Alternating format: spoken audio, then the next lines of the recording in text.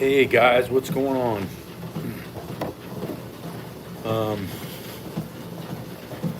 I wanted to talk a little bit today, and we'll get started once more people get tuned in. But we've had a decent amount of assassination attempts in the last year or so. I remember when Trump got hit in the ear, and now Charlie Kirk actually got blasted in the skull and killed him. And it's interesting because I think we get so wrapped up in what our opinions and ideas are that we tend to not have any common sense when it comes to people having different opinions. And I've been in this similar boat with like periodization stuff where I've, got into arguments with people about how to train and whatever. And if you look at the grand scheme of things, everybody's different.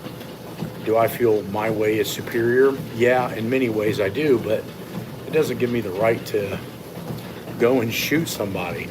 And I think it's interesting when you see how crazy some of these people can be on social media and, just going and having, a complete meltdown of trying to assassinate people, I mean, the first one that really drove home to me in school was JFK. And, I'm still too young to remember that, but I remember my mom and my grandmother talking about it. And, it's just interesting that we can't all sit down and listen to other people's different ideas and decisions. And what you find is that most of these people that have these assassination attempts are super unstable mentally. And I think that's a huge issue, right? Like, what you find is that most people that do things like this are already mentally unstable, right? They don't see any value in their life. So, if they shoot someone else and kill them and go to jail forever, they don't look at it as what a normal person would look at it as, which is like, boy, that's terrible, and this is not good for the community or whatever. I mean, we're all different. We all have different views on things, and we all have different reasons for those views. It could be how we grew up. It could be, what we've learned in school. What's going on, the dude? What's happening? So I just wanted your guys' views on the Charlie situation, and to me, it's sad to see that, because one of the first shootings that I can remember growing up was, obviously Columbine was a big deal when I was in high school, maybe a little bit later. Those are some of the first ones that I remember. I remember watching the shootout with David Koresh and the FBI, and there was a bunch of weird shit going on with that.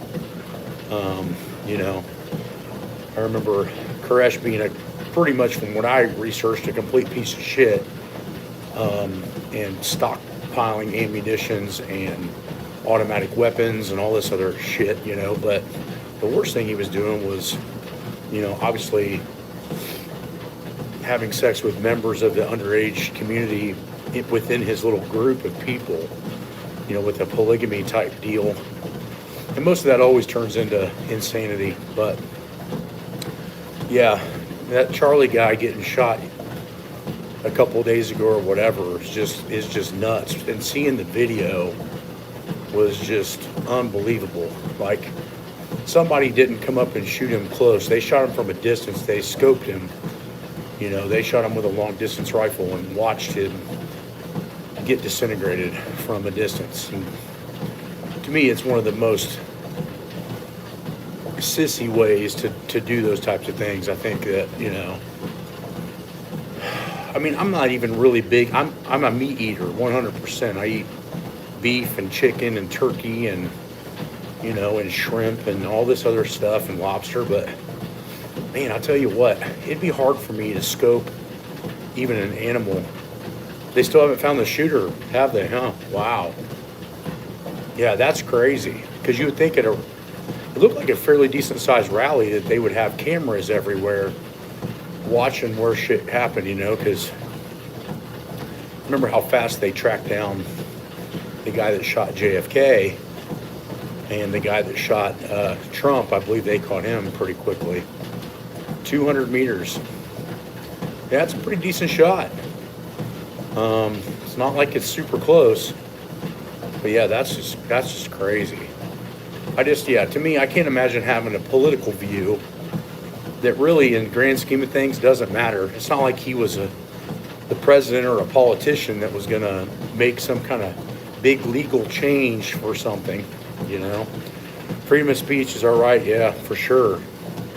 We should be able to engage in healthy debates and have discussions and disagreements. Violence is never the answer. Yeah, absolutely. Hey, what's going on, Gritch 500? How you doing? Yeah, I agree too. And you know, as I've gotten older, I've gotten into more discussions versus disagreements. I think the problem is that for most people, at least in my field, most of the people that disagree with how I approach periodization tend to not have the level of education or the experience level that I have in that particular realm. So it makes it complicated because, you know, you want to give everybody their due respect, but, you know, if somebody's barely graduated high school or only taken a couple college classes, it's hard to value that level of understanding. And I'm not saying education's everything, but, you know, if you want to talk strength, be strong. And to me, I think the only negative side of that Charlie guy, and again, I don't follow a lot of that stuff, is he wasn't a senator. He wasn't a House guy. He wasn't a governor. He wasn't a president. And so killing him because of his opinion doesn't change anything. You know, it's just a waste of everything. And I think that the more that we see these mass shootings, well, not mass shootings, but I mean mass shootings in general, but we see these people getting killed constantly on TV, I think it's going to start really changing the gun laws and modifying the Second Amendment, you know. And not that crime's any better, but like in Australia and the UK and all this other stuff, is people are not really allowed to have any of that stuff, and I don't agree with that. But I still think in today's society, it's too easy to get a firearm, right? And I think that everyone should be entitled to have it, but there's just too many opportunities for people to react too quickly. Yeah, there's definitely levels to this for sure. What's going on? Rashid Sunni, India, that's awesome, man. Appreciate you tuning in. So yeah, I think the problem is these people don't step back and take a look at what it looks like to the rest of the world. I mean, if I were to see that on TV and I was over in India or Saudi Arabia or Iran or Israel, we're not any better than they are. And we look at them as, you know, not the same grade of people that we are. And we do this kind of shit on open live TV where we just shoot people we disagree with, you know. It's difficult. I don't really know how to process any of that, you know. The reason it is the talk today is just because I woke up and a couple people sent me the video of him actually getting killed. They would likely use this to accelerate into hyper surveillance state, maybe, you know. But the problem is, I think we're already there. You know, if you ever watch Forensic Files or any of these other shows of that nature, it's really hard to get away with anything these days, you know, with fingerprints and barcodes and security cameras and receipts and credit cards. It's really hard to hide what you do. And I think we're in a hyper surveillance thing anyway. What's up, Big Burr? What's going on? So yeah, it's difficult, you know. I mean, I remember, and people change views. That's another thing that I think is huge. I was a trainer for many years for a guy that was a Republican representative for Nixon and Reagan. So this dude was pretty old. He was like in his 80s when I was training him. He was a great guy. His name was Andre. And I remember Andre saying that, you know, smart people do it this way. When they're young, you know, you should be probably a Democrat, right? Because you think everybody owes you everything. when you get around 35, 40, and you've been busting your ass in the job market for 10, 15 years, and you've accumulated a little bit of your own money, a little bit of your own assets, you start realizing that it's ridiculous to pay for other people's laziness, and you tend to turn a little bit more Republican. And when I was younger, training him in my 20s, I didn't really understand it at first, but now I do. I've been working really hard for the last 25 years. I've educated myself, I've pushed myself, I've saved, I've invested, and you start realizing that the far left, or even the moderate left, like, I get that some people don't grow up in areas where it's more difficult to be successful, and I get that minorities might have a tougher time with certain things, or they may not go to the same schools, but in reality, for all of us in America, for most of us, I wouldn't say all of us, but for most of us, it's how much work do we want to put in, right? I mean, there's all kinds of people collecting disability checks and all these other things that really probably could be working, and instead they're living off of what the taxpayers are paying. And it's sad, because I think that if we were to time warp back 70 years ago, where from what most people consider the golden era of America in the 50s, like when my grandmother was in high school, people just had a different work ethic. They busted their ass. Didn't matter what class they were in, right? And I think that as the generation, my grandmother's generation, slowly dies off, our country is in a really weird situation. And I think a lot of it comes down to this, Personally, I think you took it to the farthest regards of education, but you always gave credit to Louis. Yeah, absolutely. I would have never made it as far if I wouldn't have met Louis in my teen years, in my early 20s. Westside guys, for yourself, we're part of Westside, yeah. For pushing the Soviet stuff to the U.S. Yeah, it's interesting, because Louis got to talk to Chico a little bit, but, I was fortunate enough to talk to Zatsiorski, talk to Verkhoshansky, and be able to actually pick their brains and see what really got translated and what really didn't, and that was interesting. Has nothing to do with Democrat or Republican, has everything to do with respecting human life. Yeah, I totally agree. I just think that if we look at, I'm pretty sure that Charlie guy was Republican, or had Republican mindset, if I remember correctly, but I'm not sure. True that intolerance is increasing everywhere in the world, no matter the country. Yeah, it's absolutely true. We should all agree to disagree, yeah. For pushing the Soviet methods, yeah, for sure. And really, the Soviet methods really were and they still are, just a higher grade of biological understanding of training. Yeah, he was Republican, yeah. I figured he was. But my point being is, and I'm not saying everything that the Republicans do is correct, but younger people tend to have more of a democratic view, and as you get older and get more assets and you've worked hard, you start realizing you might be a little bit more on the Republican side based on some of the policies. If you go to any mass liberal city, you can see it dismantling itself from the inside out. Prime example is Toronto. If you live in Toronto, it's not the best city for taxes. It's got a ton of homeless people. They're putting homeless people up in 3 and 4 and 5-star hotels.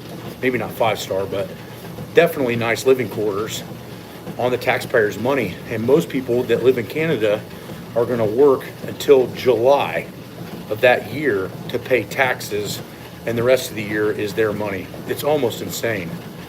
You don't realize or understand how businesses can even afford that, but you see all kinds of people getting handouts everywhere. And you can see that in California.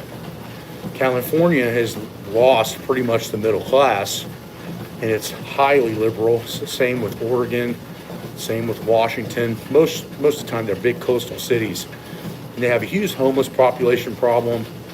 It's just a bad situation all the way around. So I don't know that that's the right way. I'm not saying the Republican way is 100% either, but I think we got to find that middle ground. That's what I'm kind of getting to is, We got to figure out where the middle ground is, you know? Do I think that people down on their luck shouldn't get a second chance and get some help and assistance? Absolutely, they absolutely should. But you got generational people that will not come off of welfare, and generational people that use the system and crutch themselves into different things, and then require people like me in the middle and upper class to take the bill for everything. And it's hard, you know. I think government in general should probably be a little bit less involved in our lives, you know. If you study a little bit of the U.S. research, you'll realize that like federal taxes weren't instituted until World War II to pay for World War II. Once they figured out that the population would pay it, they just kept it instated. I heavily disagree with Chad Wesley Smith and Max Ida as they always mock Louis for his methods and bands and chains. Yeah, you know, I mean, everybody can get better doing different things, but I find it hard to take information. And Chad Wesley Smith and I are acquaintances. I know each other, but he retired at 26 or 27. Like, to me, what made Louis and Westside great was that he had amazing lifters that were lasting into their 40s. Chuck was an amazing lifter until he was in his early mid 40s. I was an amazing lifter until my late 30s. You know, you look at a lot of the guys that use a very basic approach to training, they tend to have really short careers. You know, it's interesting because if you listen, they can tell you all of their shortcomings. Somebody had put it up to a point to me about Dan Green, which again, I'm friends with him. I like him, but he talks about how he can't bench press anymore because his shoulders are cooked, and then goes on to explain how to train the bench press. Well, he's automatically telling you that probably the way he's doing it is not really good for long-term shoulder and joint health, right? So you got to be careful. Yeah, we both have a civilized discussion on training. We're cool. He has a different way of doing things. I have a different way of doing things. To me, I just hold a lot of respect and longevity. The people that I went to for information were guys like Louis that were already in their 50s. Guys like Stan Efferding that were breaking world records in their 40s. Now, the difference would be I could sit down and have a discussion with Chad Wesley Smith and we could discuss our differences, but I wouldn't necessarily use his methods. So, you know, it's one of those things where, you know, you have to kind of look at things as a full picture, and longevity usually tells you a lot. It might come from a neck injury. I don't know.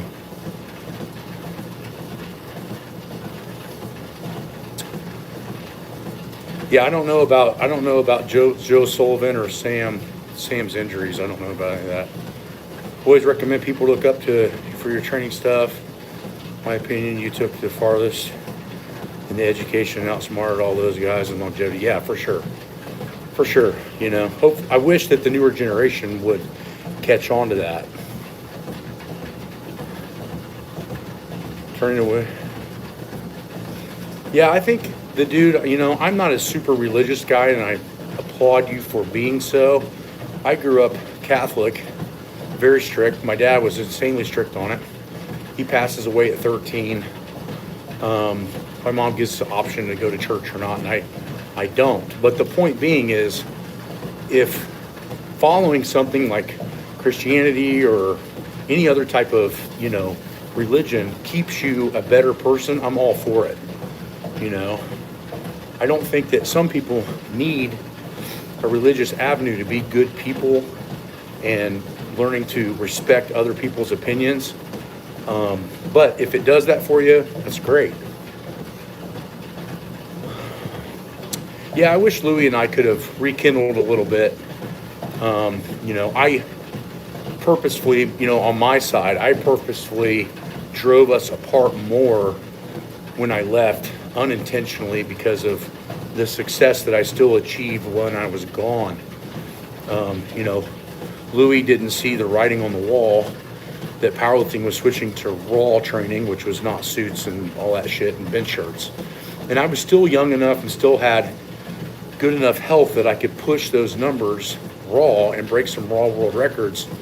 And as I did that, Westside Barbell kind of got drove into the ground because Louis just wouldn't change. And there was probably a lot of other factors too, but it just kept driving the nail deeper into the coffin. And maybe I'll post it later on my Instagram or my Facebook page, but Louis had sent me a book probably about 2 months before he passed away, and had wrote a pretty nice little excerpt in the first 2 pages. And I knew right then and there, I was like, something's wrong, because he would never purposely reach out and do that. I mean, I'd run into him at like Texas Roadhouse in Grove City every once in a while, or Longhorn or something to eat. And we were cordial, but we were never friends after that. And it wasn't uncommon for Louis to be that way. If he kicked you out of the gym, or, you had a disagreement, Louis would, Louis just didn't have any use for you anymore. And when I saw him do that, I knew that something was up or odd. And so I tried to reach out to him, and I couldn't get a hold of him. But yeah, it kind of sucked, because it was kind of like losing your dad, But yeah, back to the original thing. I think people assassinating others it just makes us look horrible to the rest of the world.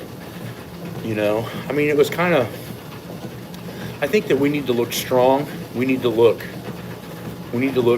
powerful in certain ways, in good ways. We need to be a role model for the rest of the world. We hold ourselves up so high, being Americans, being part of the USA, and then we do stupid shit like that, and then it makes all the rest of the world go, see, they got the same problems we got.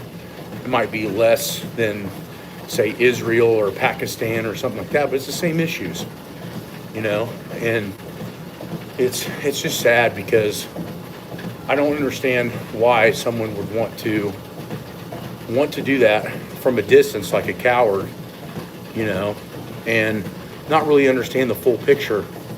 But I also understand that, from what I've slightly read, is that you also have to be careful instigating, because when you're walking around college campuses, which tend to be, especially at that age, like we talked about, most people from the ages of like 17 to 25 have a fairly liberal mindset, especially in this new generation. And what you find is that if you're going to go and have the complete opposite view on a campus and debate people, that turns into, maybe he didn't argue, but everybody else, would scream and yell and get pissed off. And I heard he stayed pretty calm during most of his talks.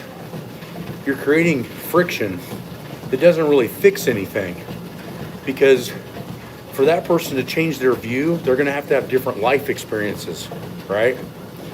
And to have different life experiences takes time, meaning that if you're arguing with an 18-year-old on something, he may not get your point until he's 35 or 40, where he's got a couple kids and now he's getting banged in the rear on taxes and having to pay all this extra shit.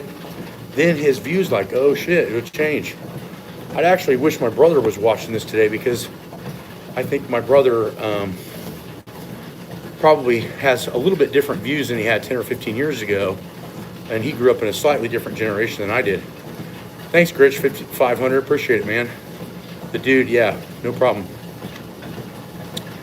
And again, like what you're thinking, Thiago, is like injuries usually are a telltale sign that something is not being trained correctly. Oh, okay, you're watching.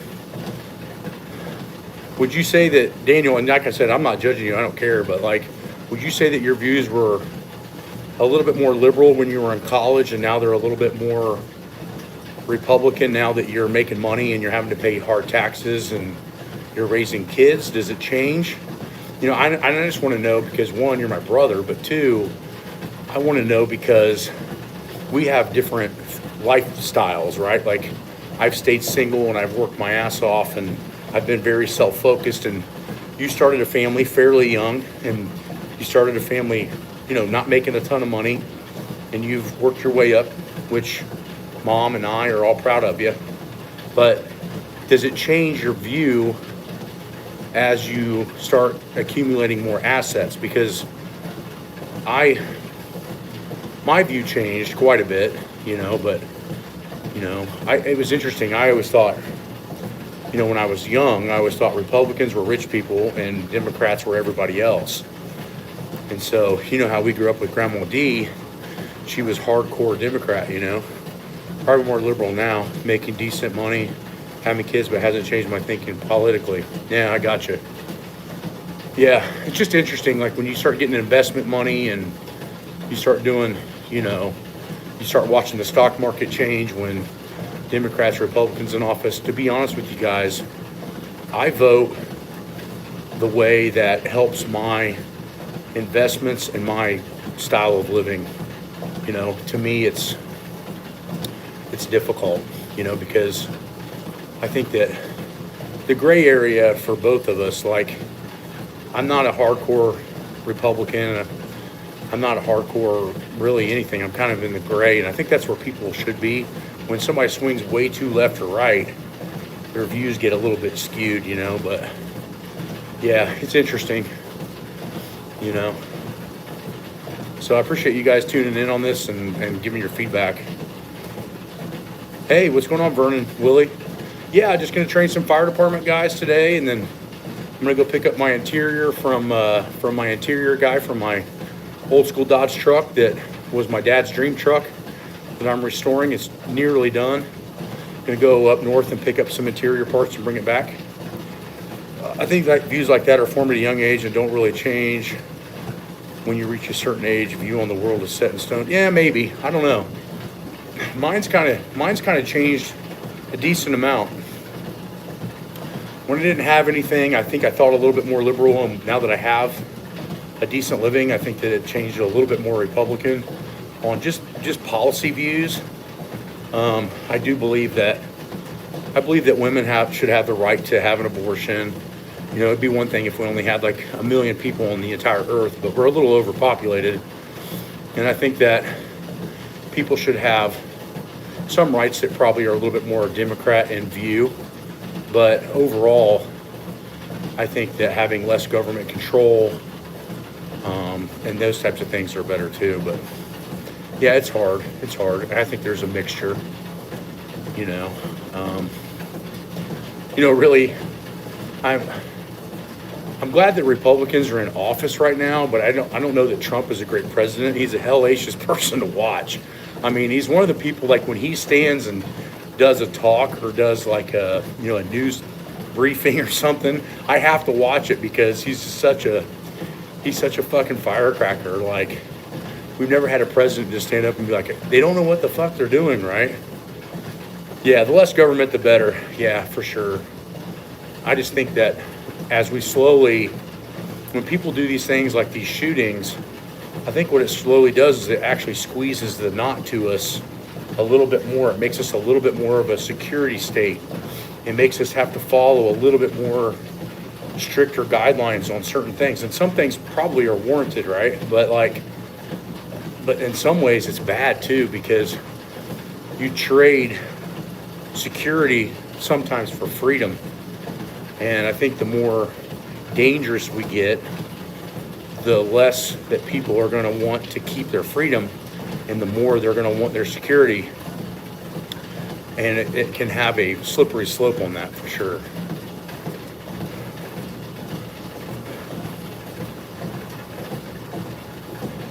I was raised very similar. Old Democrats seem to be were the working man's party, but I think it shifted over the last few decades. Yeah, Alvin, exactly.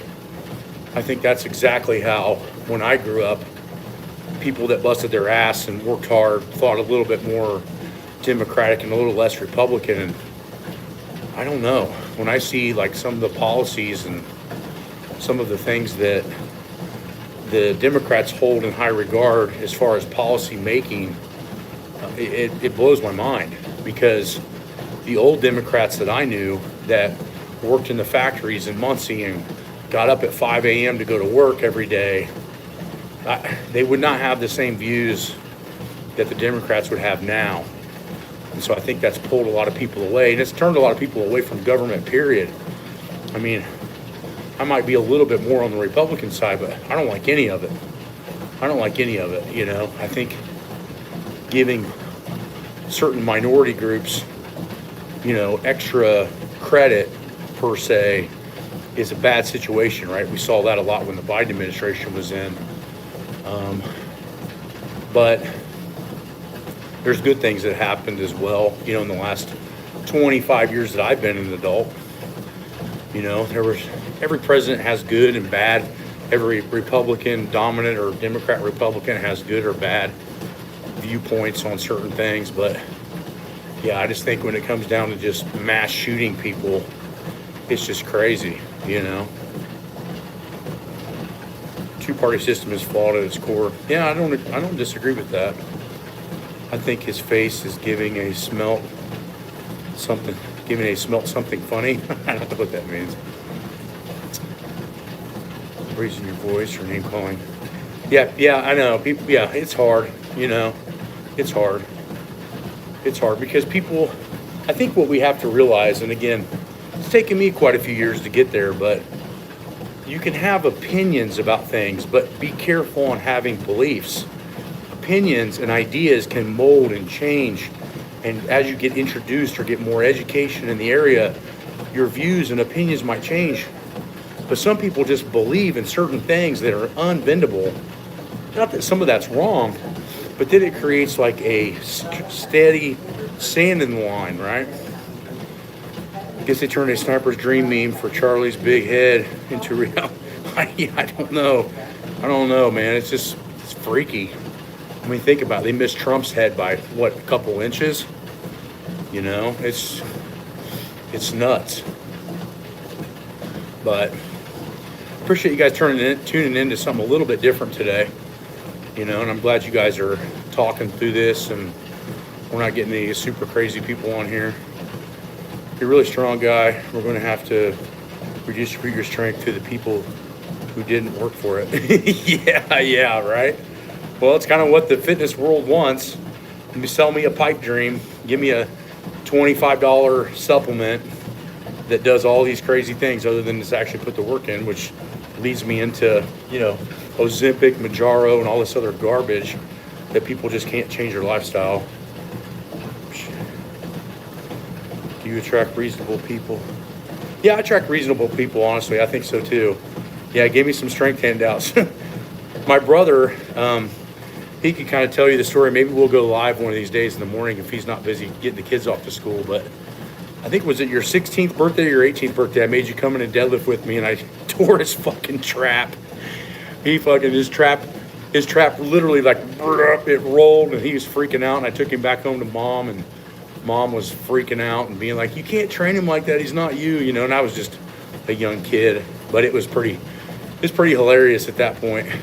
18, that shit hurt so bad. Yeah, that was you.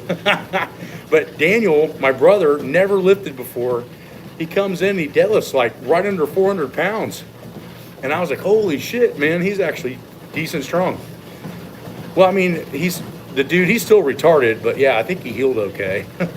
But yeah, his fucking trap, man, I saw it just roll over. And, but hell, I mean, he pulled close to 400 and just never even touched a weight, which is pretty impressive because he only weighed like, what did you weigh back then, Daniel? Like 175, 180 maybe? And you were like 6'1", 6'2" at that time, maybe 6'3". So it wasn't like he was short and stocky. He he tore his trap. So yeah, around 180. Yeah, deadlifting 400 at 180 and never touching a weight ever is pretty damn good. I mean, it's already better than, I would say, most of the firemen that I train off the get-go. I'd say their average deadlift somewhere around 225. Yeah, I think it's pretty impressive to pull right under 400 at 18 and never touch a weight at 180 pounds body weight and not really built the deadlift. But, you know, I tore his fucking trap. I was in college. It was like my first year in college. So I was training at Louis' place maybe for about a year. And I was already pretty strong. And I was like, all right, you're going to earn being a man. And I bring him into the gym and start working him up. And I'm thinking he's going to deadlift like 2 plates. Just easy, all the way up. And then all of a sudden, we get up to like 400. And I'm like, holy shit. You know, I don't tell him what's on the bar because I don't want him to freak out. And he pulls it and gets right to the top. And you just see it, like his trap just goes berserk. Well, I had different comp weights in my prime. my early mid-20s, I was at 275, so I was around 269 to 273. And then as I became more world class, because I was 6'1", as I became more world class, I got closer to 300. And then when I hit my biggest equip numbers, I was somewhere around 305. And then my best raw numbers, I was around 290. So I floated around, changing a little bit on my diet, my training, my work schedule. But me weighing 300 plus, it was just a full-time job of food. It really wasn't fun at all. I was really good at lifting, but general stuff like just walking on this treadmill for whatever it's been, almost 40 minutes, would have not been super fun.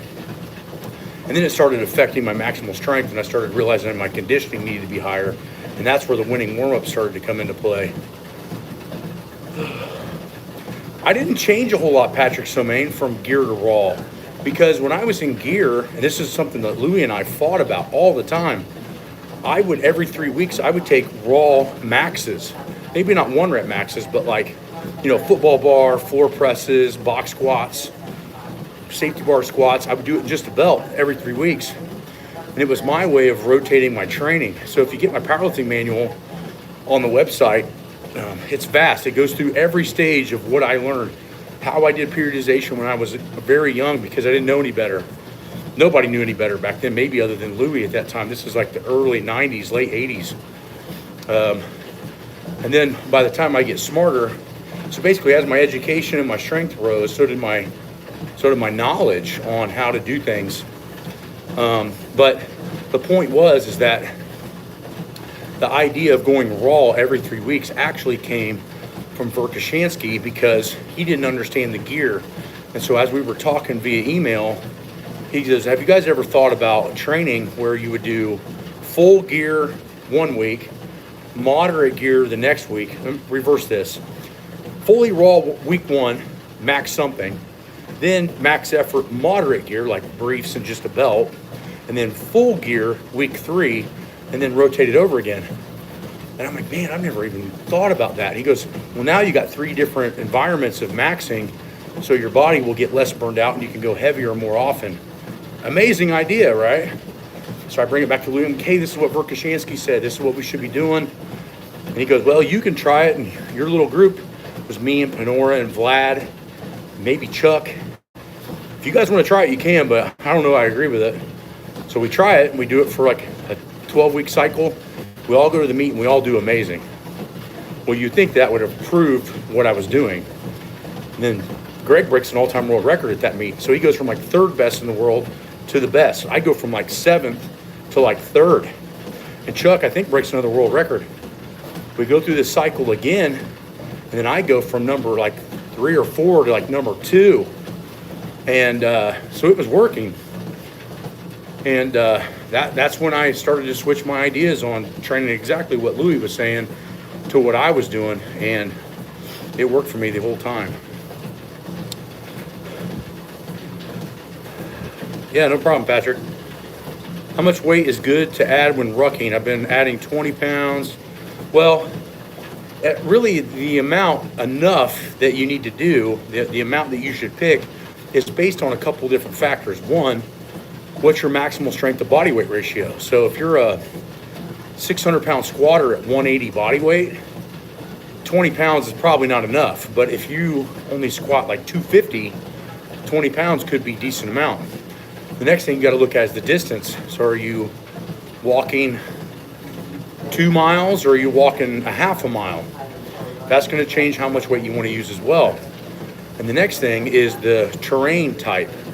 So 20 pounds is a lot more if you're walking up and down steep hills and stairs than if you're just walking on flat ground. I've been doing the preacher dumbbells, normal curl to hammer. Oh yeah, like a Poliquin curl. Yeah, just be careful doing a lot of bicep work, man. It's hard on your shoulder. And again, Poliquin was a great mentor of mine. His shoulders were fucked. He had massive biceps, but his shoulders were trashed. And so I'm not necessarily sure that was worth the squeeze for the juice, right? So having shoulders that are completely cooked to make your biceps look good at a conference is in my opinion, dumb. But, you know, I still train a little bit of bicep, but not very much. I smash my triceps. Because what I find is the more I train biceps, the more it screws up my bench press and the more my shoulders start bothering me. And I think that's true for everyone. But some people can't let go of the vanity, right? So again, that's the rucking question. You know, I don't think rucking is the end all be all, but I think that selecting the load is distance, terrain type, strength. Yeah, but I'm telling you right now, Vernon, I've been doing this a long time. I'm sure you've been doing it a little while. Girls don't give two fucking shits about how much muscle you have. You know, for most women, it's about how fat your wallet is, right? So you got to be careful with that, right? Women usually hold muscle, I would say, 5th down the list of importance. So again, you know, having muscle is awesome, but if it destroys your body in the process, you know, I'd rather be healthy all my life than having shoulder problems because I wanted girls in my prime. My favorite track, music, I don't know. I like to train to all different things. I feel like I grew up in the golden era. I mean, I'm sure everybody says that, but I grew up in the golden era of music. Younger, real young, hair metal was big. There's still a lot of that shit that I listen to. I love Rat. I love Slaughter and some of those other, and I'll listen to them while I train. And then I love like more metal, like early 90s, like, you know, or late 80s, Metallica. The Black Album is front to back awesome.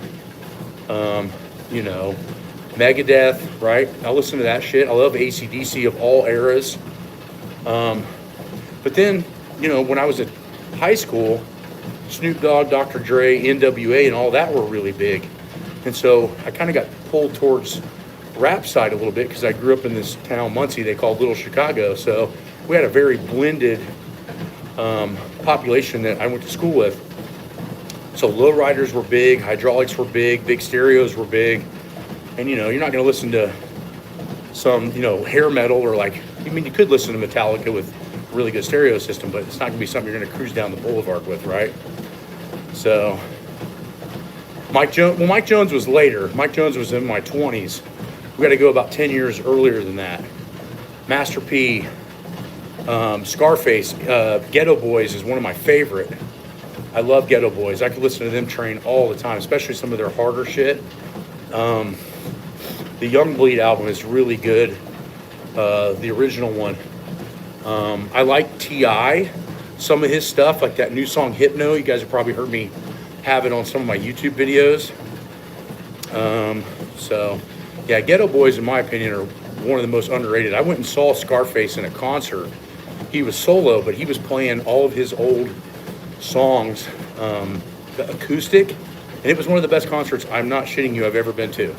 And it wasn't in a big venue, and there wasn't a ton of people there. And it was almost like, what in the hell is going on? Like, this dude is amazing.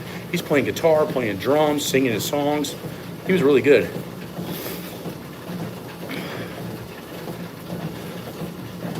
Have you ever hit a drive-by bumping Chief Keef while driving through Joliet? Is Joliet, Illinois? But I don't know what all that other shit you're saying is. Wu-Tang was awesome. Yeah, Cypress Hill. Those were all huge. Mac 10 was another one that was really good. Ice Cube, obviously. Eazy-E. I really liked a lot of the stuff that, man, now I'm drawing a blank of what his name was. MC8 had some decent stuff.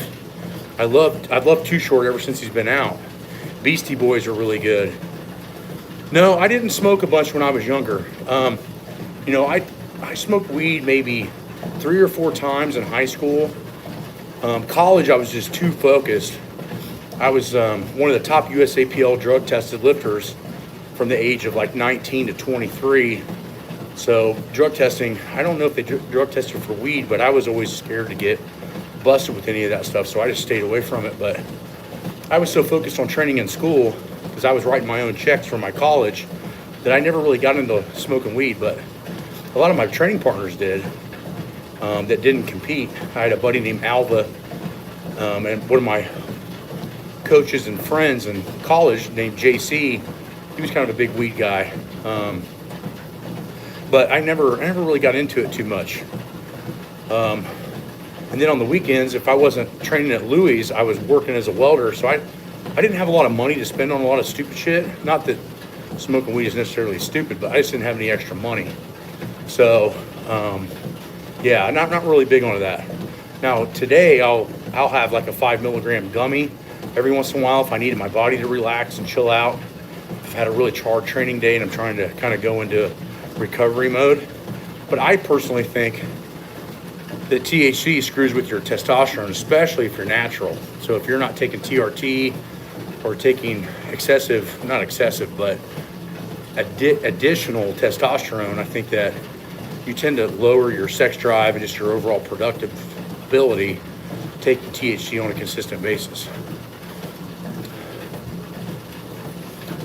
Muscle might be closer to 10 on the list. Yeah, MJ, that's probably close. Yeah, the THC, in my opinion, if you're trying to make really good gains, especially drug-free, I wouldn't fuck with it too much. Because I noticed that if I even take like a 5 milligram, I don't really get high, I just get real relaxed. And I'm almost like hungover the next day. It's like my brain doesn't work as quick, I don't feel as good, I don't train as hard. So I'd like to be as sharp as I can. No more for hog legs for Bubby. Yeah, right? Oh man, JW, do you know that story? Who are you, JW? Because that's a funny story. But if I've told you it, I could tell you it now, real quick. I could get to work in like 7 minutes. So if you haven't heard this story, well, I'm sure I know you, but who are you? Because I can't remember. Oh, Ware, what's up, dude? What's up, Jay Ware? So Jay Ware was on my powerlifting team in college, so he could tell you how determined I was to break USAPL national and American records while I was training and going to school. He saw firsthand we didn't have time to party. It was all about training and shit. But okay, hog legs for Bubby. Okay, Ware. So I'm gonna bust out this story. So the guy I was telling you about, his name was Alva. I think he's an electrician now in Indianapolis. Alva was, a pretty big weed smoker, pretty big partier, but one of the best training partners you could ever have. He'd scream, he would yell, he'd get you amped up to do crazy shit. He was awesome. He was the best training partner I ever had him when I was younger. And, he got involved with a lot of different crazy shit. Well, he grew up kind of like on the east side of Indianapolis, in the country almost, but close enough to the big city, Indianapolis, that he was a city kid living in a rural area. And he had this friend that was a big weed grower at the time, which was super illegal and, had enough of it to go to jail for a long time. But they were a really slow farming family. And so the story goes, he goes over there and he's buying some weed off of his friend. He's looking around and he's like, there's this little kid. He's like 3 years old, maybe 4. He's still in a diaper and it's got shit all in it. It's disgusting. And this house he's like, man, you want to get in and get out of there as fast as you could. It was just disgusting. He goes, but they had some amazing weed. And so he goes in and the guy's rolling him a joint. And the little kid comes up and he's like, hey, you gonna roll another hog leg, Bubby? He says this to his dad. He's like, calls his dad Bubby while he's standing in a diaper full of shit. And he knows what a hog leg is, which is a fucking joint. And I remember Alva telling this story, and it was so funny. I think I pissed my pants, like when I heard it, because he said the kid looked like he was a mongoloid. Like he just fucking was missing or had an extra chromosome, right? Like totally mangled. Like his teeth were, because he was just a baby, was like half growing in. They were all crooked and half rotted from probably just drinking, Capri Suns. And he's like, roll him another hog leg, Bubby. And he was talking like a lisp. So he had some definite problems. He's probably not even probably still alive, but man, talk about insane. So we used to call joints hog legs and do it like with a special needs voice, a hog rag. But dude, just out of control. When are you gonna come over to Columbus, man, and see the gym and see the house and hang out for a day? I haven't seen you in like 20 years. Yeah, Vernon Wiley, it was out of control. He said that house smelled so bad. They were so dirty. He's like, but they grew some amazing weed. So that's the story. Jay Ware, get a hold of me, dude. We got to hang out. I got to meet you over at 82nd Street, and we'll go to Hooters or something. So talk to you guys soon.